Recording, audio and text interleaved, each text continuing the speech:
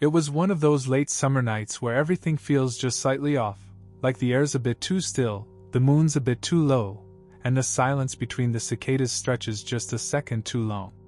Jared convinced me to go. He always had a way of dragging me into things. "It's just a party, man. Come on, we need one last banger before senior year," he said, practically buzzing with energy when he picked me up in his beat-up Civic. I was on the fence. I didn't know most of the people who'd be there. It was some girl's cousin's boyfriend's birthday or something. One of those loosely strung high school connections that barely meant anything, but somehow got you invited. The party was set deep into the woods, at this half-finished cabin someone's uncle had started building but apparently never finished. The location alone gave me the creeps. Middle of nowhere, no cell service once we turned off the main road, and no real lighting except for string lights hung between trees and the occasional flash of someone's phone flashlight. But the music was loud, the drinks were flowing, and people were already dancing when we showed up. It was around 10 p.m. when we got there. I remember that because Jared checked his phone and said, "Perfect timing. Peak chaos." He had that grin, the one he wore whenever he knew something crazy was going to happen. I didn't know at the time how right he was. We parked in a clearing near a bunch of other cars, most of them muddy and scraped like they'd barely survived the drive-in. There were about 30, maybe 40 people there. It felt like a lot in the middle of the woods. Fires crackled and pits dug into the dirt. There was a table full of solo cups and someone blasting music from a Bluetooth speaker duct taped to a tree. Jared disappeared into the crowd within minutes, patting my shoulder and promising, "Be right back. Gonna grab a drink and maybe say hi to Mandy." I watched him go, his hoodie bouncing in the dark, swallowed by silhouettes and strobe lights. That was the last time I saw him. At least, the last time I saw all of him. I didn't realize anything was wrong for a while. I wandered, made small talk, stared into the fire a little too long. When I went looking for him maybe an hour later, I assumed he was hooking up with someone in the woods or puking somewhere behind a log. But by midnight the atmosphere had shifted. Subtle, but sharp, like a static buzz just under your skin. People started whispering. "Hey, have you seen Alex? Where's Rachel?" At first it felt like party noise. People always wonder at these things. But by 1 a.m., someone screamed. Not like a party scream. Not drunk girl losing her voice kind of scream. It was a real scream, raw, panicked, and close enough to freeze the blood in my legs. I ran toward it. Others did too. And that's when we noticed it, 3 phones lying in the dirt, screens still lit, half buried in pine needles. A shoe caught in a root. A backpack torn open like someone had rifled through it in a hurry. No people. No answers. No Jared. And the woods? They felt suddenly deeper. Darker. Like something was watching. Someone called the cops, or at least tried to.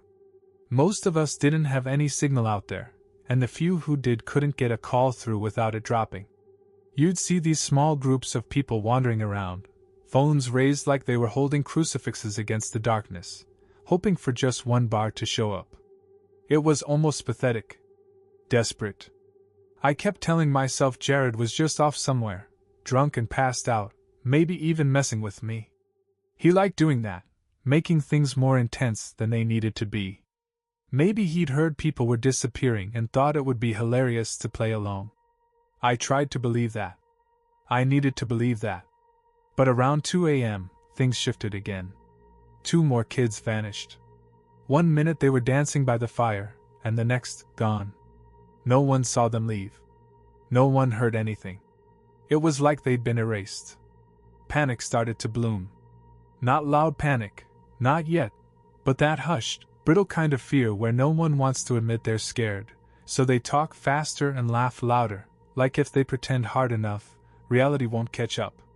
A girl named Casey, I didn't know her well, ran back from the trees crying, barefoot, holding her own shoe like it was a dead animal. She kept saying she saw something move. She didn't know what. She just saw something. And that the forest opened up, near the creek, whatever that meant.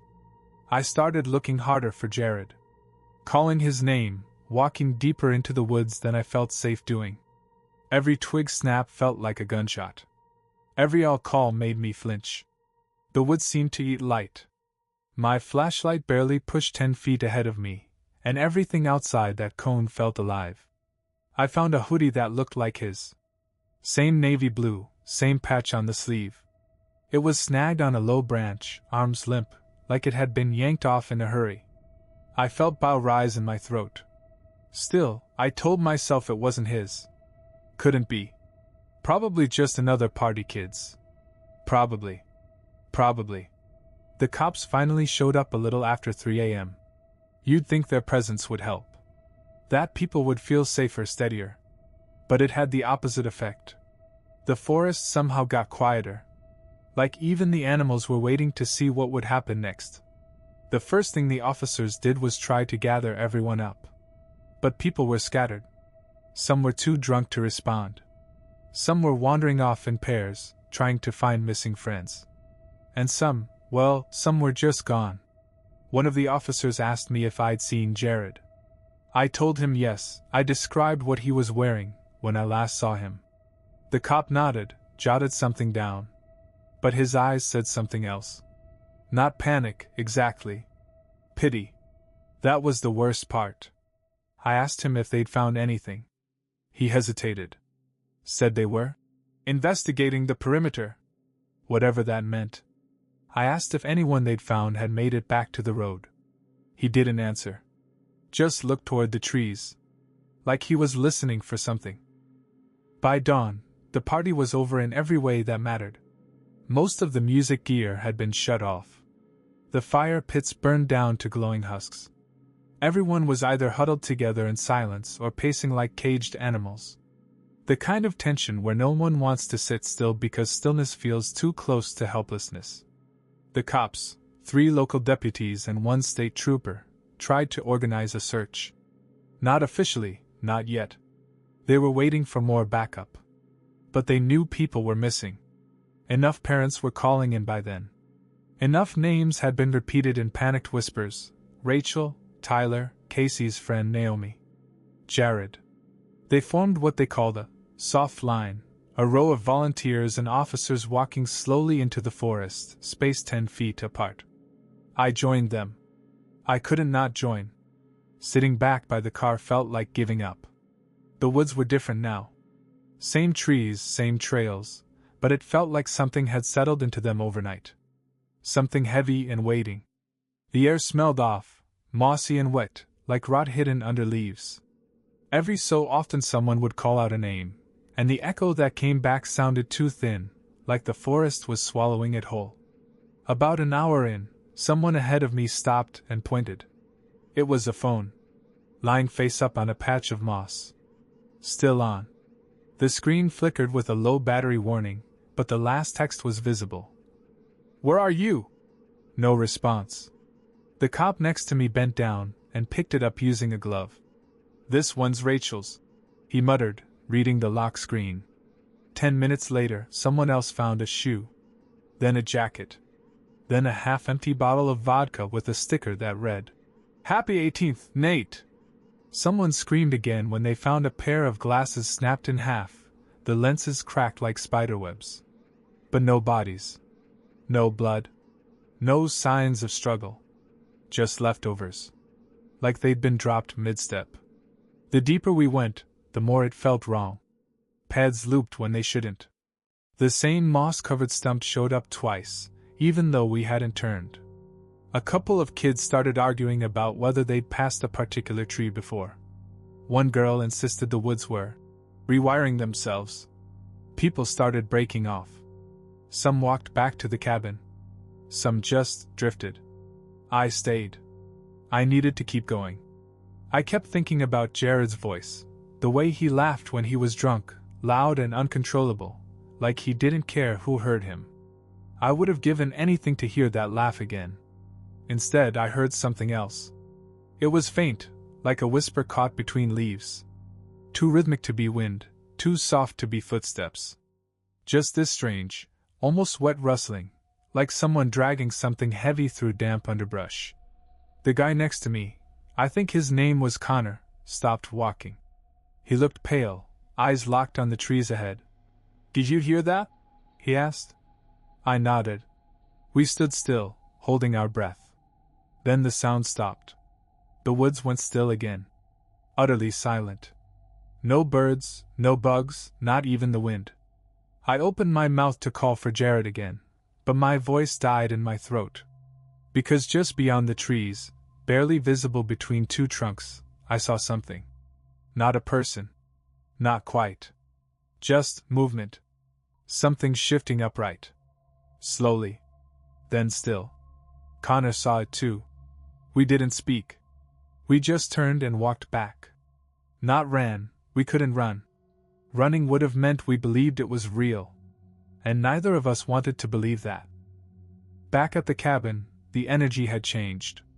You could taste it, that sharp, metallic tang in the air that usually comes right before lightning strikes. Only there wasn't a storm. Just exhausted kids and the slow circling of police, who were clearly in over their heads. The trooper, I think his name was Sandoval, was trying to keep things together. He had a clipboard, a half-dead walkie-talkie, and a headache he wasn't hiding well. I overheard him talking to one of the deputies. No footprints, no drag marks, no signs of a struggle. Nothing but their stuff just left behind. The deputy said something I couldn't hear. Sandoval shook his head. I don't care what the dispatcher said. We're not dealing with a bear. Bears don't make people vanish one by one. I sat near the fire pit and stared into the ash. Someone had poured water over it earlier, but it still smoked, curling upward like it wanted to whisper secrets into our ears. I hadn't said much since getting back from the woods. Neither had Connor. We hadn't told anyone what we'd seen. Not yet. Because honestly, we didn't even know what we'd seen. A few others had returned from the search lines with similar stories. Nothing solid, just strange things they couldn't explain. I swear I saw someone standing by the tree, but when I blinked they were gone. I followed footprints for 20 feet, and they just stopped. The trees don't look right out there. They don't face the same way twice. That last one stuck with me. I hadn't noticed it before, but now that it was in my head, I couldn't stop thinking about it. The forest had felt wrong. Like it was shifting, subtly rearranging itself when you weren't looking. Around 10 a.m., a group of us, mostly the ones who hadn't slept, decided to go out again.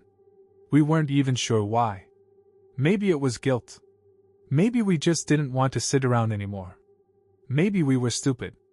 We took a different path this time, one that looped past the creek Casey had mentioned the night before. The water was low, barely a trickle over blackstones, but something about the air changed as soon as we got close. It felt cooler. Denser. That's when we found it. A clearing in the pines. Roughly circular. Too perfect to be natural. The ground inside was flat, cleared of debris, no sticks, no leaves, not even footprints. Just packed dirt and pine needles, undisturbed, as if nothing had dared step into it for a long time. The trees around it leaned in just slightly, like they were craning to listen. In the center, half buried, was a pile of things. Phones. Keys. Wallets. A few crumpled solo cups. And on top of the pile, like someone had placed it there carefully, was Jared's silver chain. The one he never took off. The one he joked was lucky. I picked it up. It was still warm. No one said a word. Not until that low, wet rustling sound came again, this time much closer. We turned as one, and there it was. The trees moved. Not the wind. Not an animal.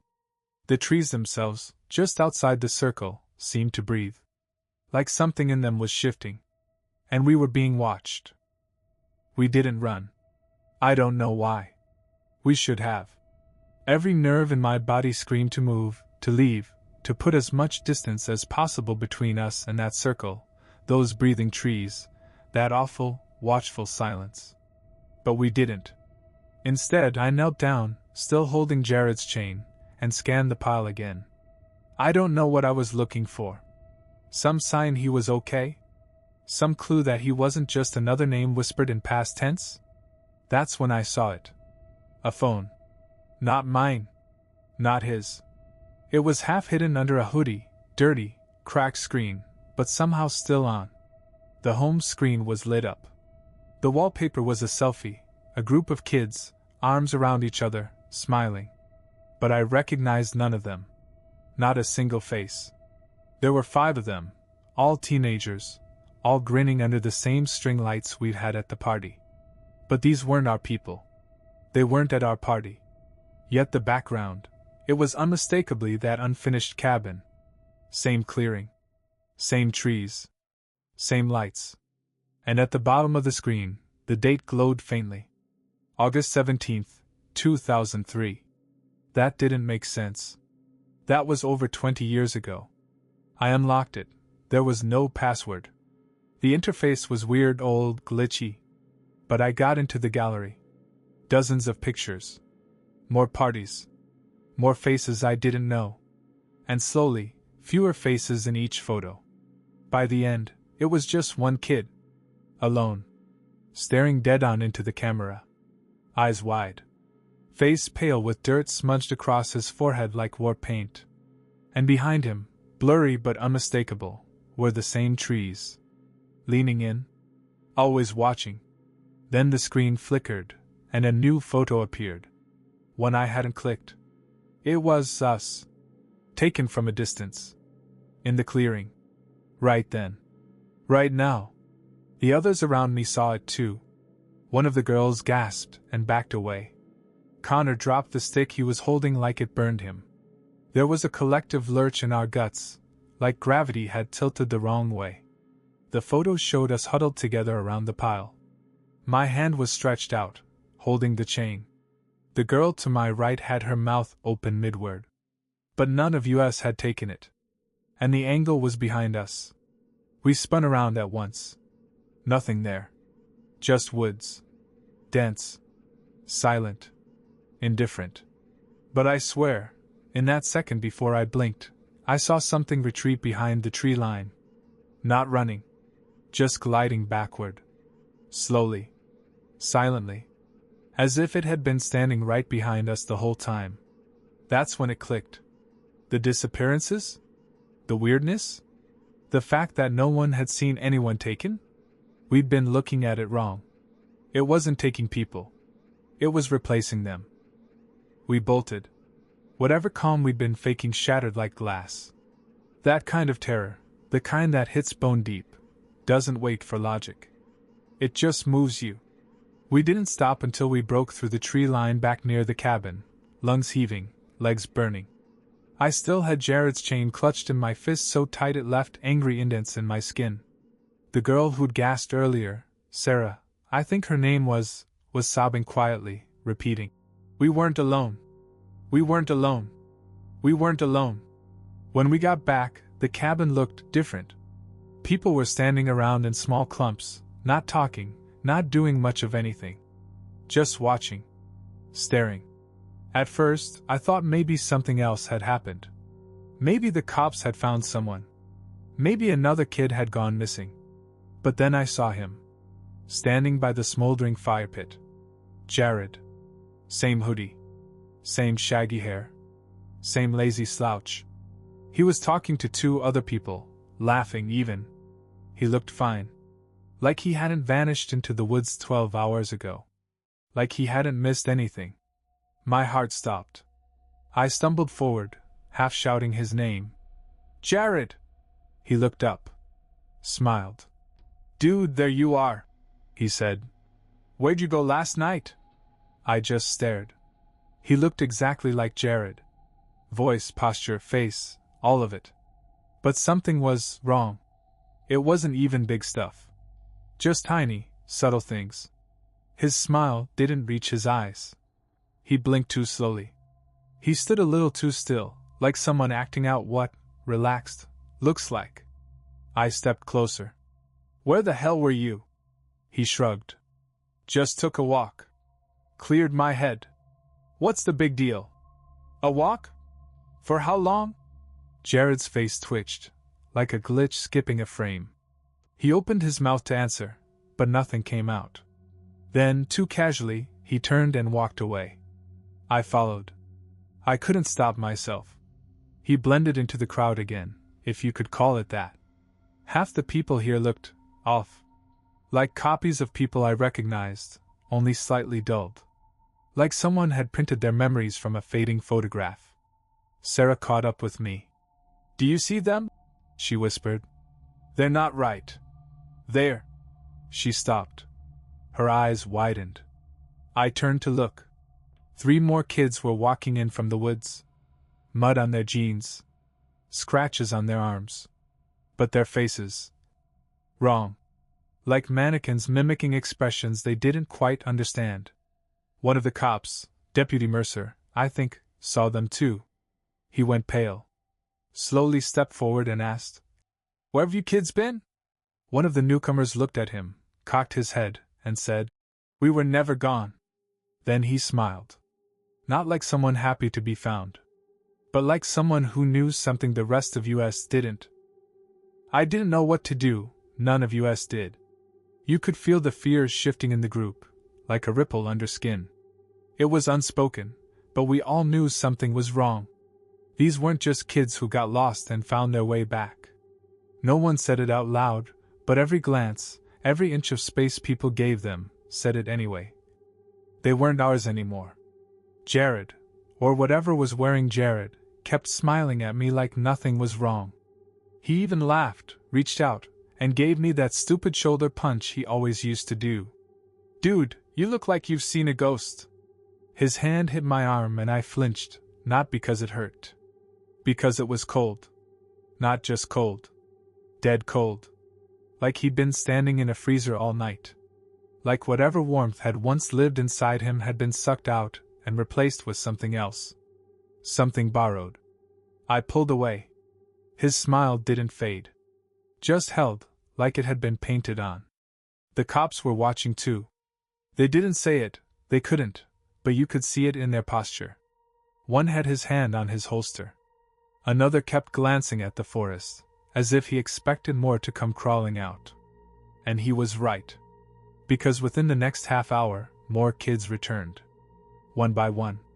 All from different directions. All quiet. All smiling. And every one of them said the same thing when asked where they'd been. Nowhere. It wasn't just eerie, it was coordinated. They didn't answer questions. They didn't ask any either.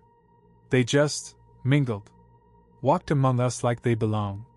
Picking up conversations mid-sentence. Asking about songs we'd played the night before. Talking about things they should have missed, but somehow didn't. I pulled Connor aside. He looked like I felt, strung out, wide-eyed, 1 second from running and not stopping. "You saw Jared, right?" I asked. He nodded. "That's not Jared. What do we do?" He didn't answer. But Sarah did. She came up from behind us, holding something wrapped in a bandana. I thought it was a flashlight at first, until she unwrapped it, and I saw what it was. A disposable camera. "I found it out near the circle," she said. "Looks like someone used the whole roll. I haven't developed it yet." "Can you even still develop those?" Connor asked. She nodded. "There's a 1-hour place back in town. Old guy runs it. Doesn't ask questions." We didn't need to say it. The camera could be proof. It might have caught something real, something we could show the cops or our parents or anyone. We agreed to leave. Quietly. No saying goodbye. No drawing attention. But as we headed toward the cars, I glanced back. Jared was watching us. Not moving. Not smiling now. Just staring. And in that moment, I could have sworn his face changed. Not like a mask slipping, not that dramatic. Just like something beneath the skin shifted the wrong way, and his eyes weren't his anymore. They were too black. Too still.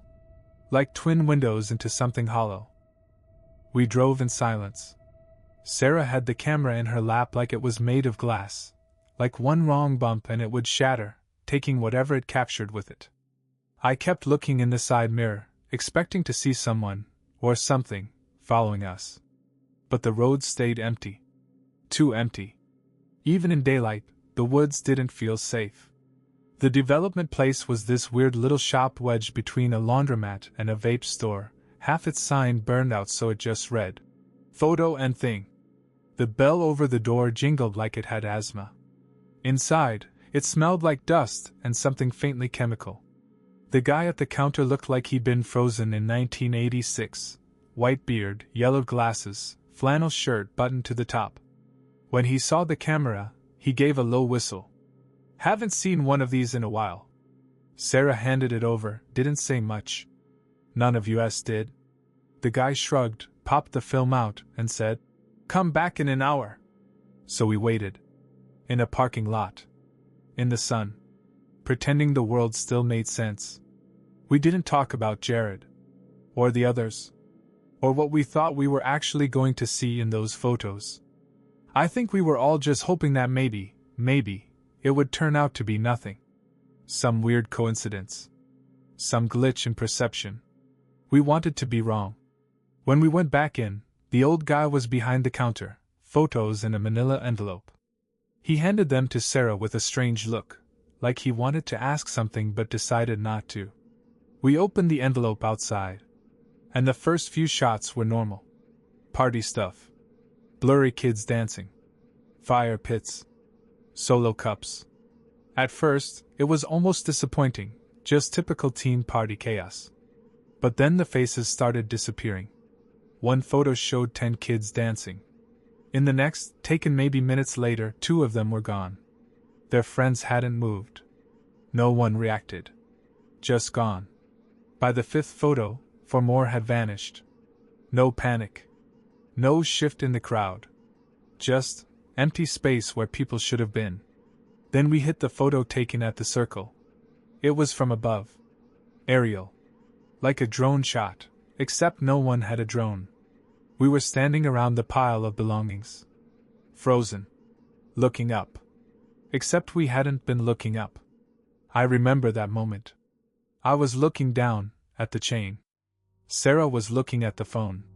Connor was staring at the trees. But in the photo, all of us, our heads were tilted up.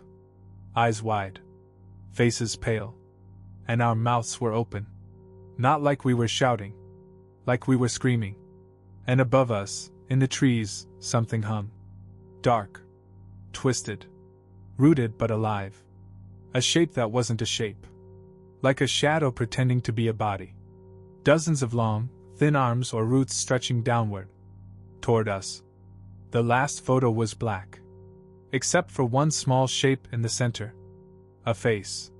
Close up. Eyes entirely black. And behind it, barely visible, was a reflection in its pupil. The camera. The person holding it. Jared. We stared at that last photo for a long time. No one said a word. What could we say? That Jared was holding the camera? That he'd somehow taken a photo of himself with a face that wasn't his? That something inside him, inside all of them, had been watching us even then? Connor started to shake. Not a little. A full body tremble, like his nerves were trying to evacuate his skin. "We have to tell someone," he muttered. "The cops. The news. Anyone." Sarah shook her head. "You saw them. They don't want help. They just want us to forget. Blend in. Replace. Like they're setting a trap." That word stuck. Trap. Because it had felt like one, hadn't it? A party, deep in the woods. Per cell service. A building with no lights and no exits that weren't swallowed by trees. It hadn't been random. It had been built to keep us there long enough. Distract us. Isolate us. Take what they needed. And maybe leave the rest behind to watch. I thought back to something I'd nearly forgotten. Something that hadn't made sense before. That first scream. That first phone, left glowing in the dirt. "Where are you?" It hadn't been fear. It had been confusion. As if someone had turned around and the person next to them just wasn't the same anymore. We drove back toward the cabin, even though every instinct begged me not to. But we had to know. Not for closure, that was already gone, but because leaving without understanding felt worse than staying. When we got close, the woods looked different again. Not just darker. Hungrier. Branches curved in ways they shouldn't. Moss coated the trunks like veins. The air had a new weight to it, thick still, like the forest was holding its breath. And the cabin? Empty. No kids. No cops. No cars. Not even the string lights. Just the frame of that unfinished house, standing alone in a clearing that had been scrubbed clean. Except for one thing. In the center of the clearing, where the fire pit had been, was a perfect circle of blackened soil. Charred deep into the earth, like something had burned hot and fast. Sarah stepped toward it. I almost pulled her back, but she stopped before the edge. "Look," she whispered. I followed her gaze. Tiny sprouts. Not grass. Not flowers. Roots. Thin, pale ones, poking out of the ground like fingers reaching for air. We looked at each other, and I knew we were thinking the same thing. It's still growing. And then Connor, quiet until now, said something I'll never forget. "They didn't take Jared." We turned to him. "They didn't take any of them," he said, eyes wide with something past fear. "They replanted them." The word replanted echoed in my head, repeating itself like a drumbeat behind my ribs. I didn't want to understand what Connor meant. I really didn't. But then I looked at the roots again. Thin. Pale. Almost translucent. And if I looked hard enough, if I stared until my vision blurred, I could swear I saw something moving beneath the surface. Not worms. Not insects. Veins. Like something alive was being grown under the soil. And not just one. I looked around. The black circle in the clearing wasn't the only one. There were others. Smaller. Fainter. Fanned out in a pattern like a spider's web. All connected. Sarah backed away slowly. "It's not just taking people," she said. "It's using them. Like seeds." The wind shifted. Only it wasn't wind. It was breath. Low. Wet. Pulling in, not pushing out. We turned. And there, just inside the tree line, the woods pulsed. Not visibly. Not like in a movie. More like a feeling that something massive was shifting, just beyond the veil of what we were allowed to see. Like it had always been there. Waiting. Like it remembered us. I stepped backward, nearly tripping. My foot landed on something soft. I looked down. It was a jacket. Not Jared's. Someone else's. And under it, the soil was bulging slightly. Rising. We ran. No plan. No words. Just pure, survival-level panic. We didn't stop until we hit the car. Connor peeled out so fast we almost took a tree with us. The road twisted, the woods on either side seeming to lean in, trying to pull us back. But we made it out. Out of the woods. Out of the trap. But not away from it. Because here's the thing no one wants to admit. Not the cops, not the survivors, not even me when I'm trying to fall asleep at night. It let us go. I think it needed us to go. We were never meant to vanish. We were meant to witness. To carry something back. It's been a few weeks. School started. People are still gone. But no one talks about the party anymore. The official story is, they ran away. Or, they overdosed. Or, maybe they got lost and never came back. But the woods are still there. And sometimes, late at night, I check Jared's social media. The account's still active. Still posting. Photos of bonfires. Group shots with kids I don't recognize. Hashtags like hashtag best night ever and hashtag midnight vibes. Always from different accounts. Always the same place. And in every photo, if you look closely at the background, really look, you'll see it. Just past the edge of the firelight. The outline of a figure. Too tall. Too still. Watching. Waiting. And if you stare too long, you start to feel it noticing you back.